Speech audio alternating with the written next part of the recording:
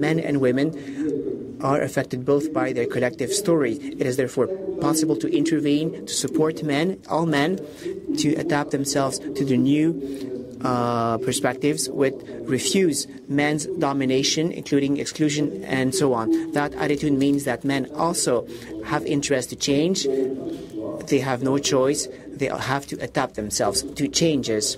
And in that current, we also find John MacDonald's work, this salutogenesis approach. I don't really like this word. I would like to call it dynamic instead of salutogenesis, by opposition to a static process. In there you have people that are facing the hierarchy that we've seen in the past amongst women.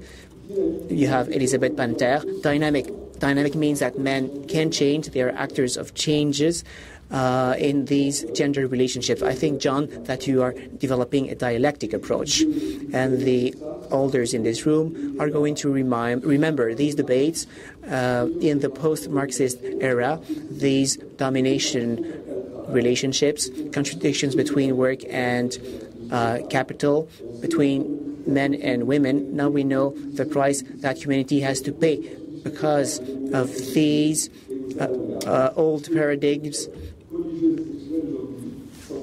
All of that is supposed to represent what we have today, with alliances between dominated and people that dominate and dominated.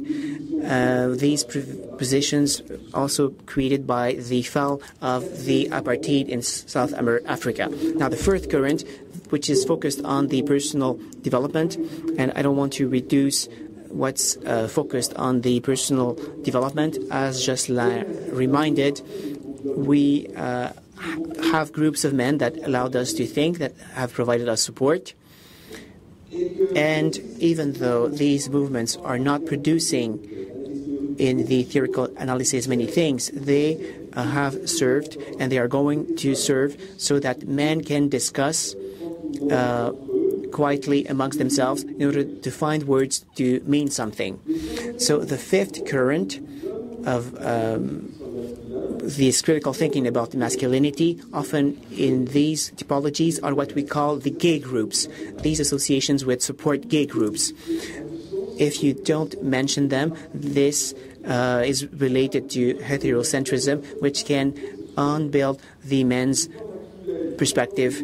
So there is this liberal homophobia, which accepts this current, with the LGBT current, which doesn't give gay men their own status, which doesn't include them in their analysis. That's the trend we see. And we agree. We want to fight all these alienations, all these oppressions.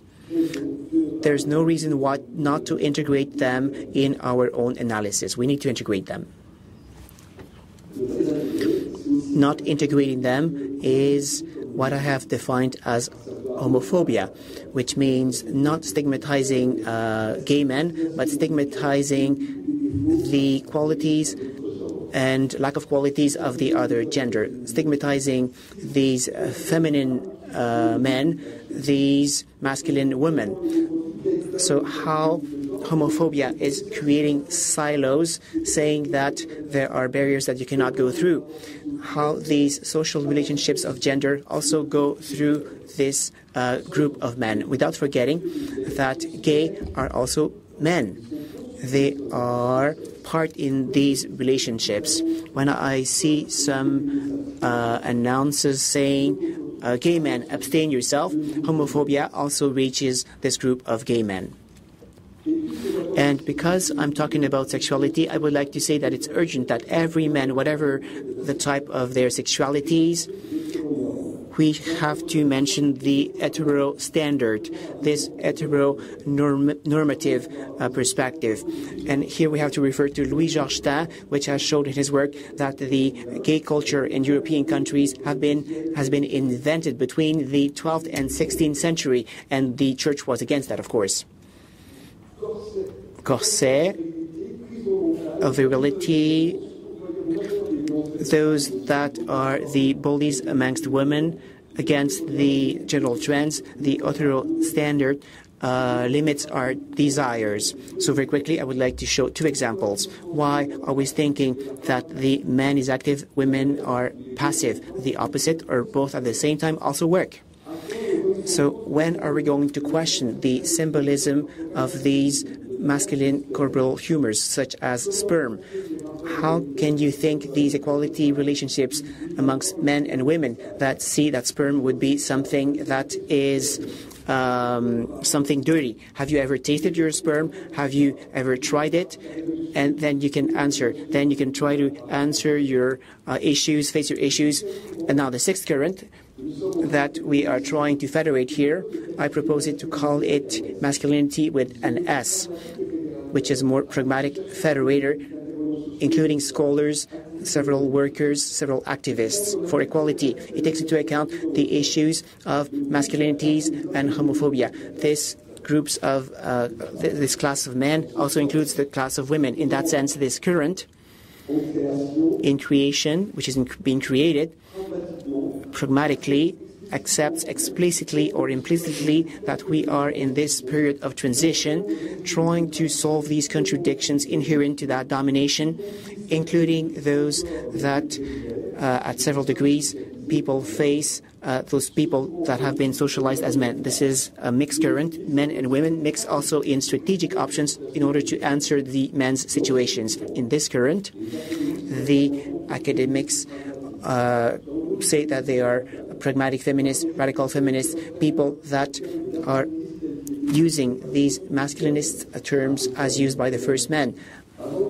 Before Louise van der Laak in Quebec gave it a more reactionary perspective in the 70s. In that current also, and this conference is the proof, these activists of equality amongst these social workers, whose many of them say that they are part of a trans current, that they have difficulty giving it a name. In that sense, this masculinity current is a federator, including all these interventions, these masculine modalities in different situations that men live with different origins, cultural, ethnic, and different perspectives.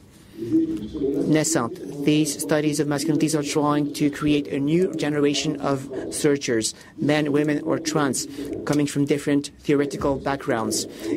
That current has to try to include workers and activists. What's left to be done is to share, develop new practices in order to reach new men which are lost. It is important to take these men into account, reminding their existence, whether people like it or not. This is our task. Thank you very much.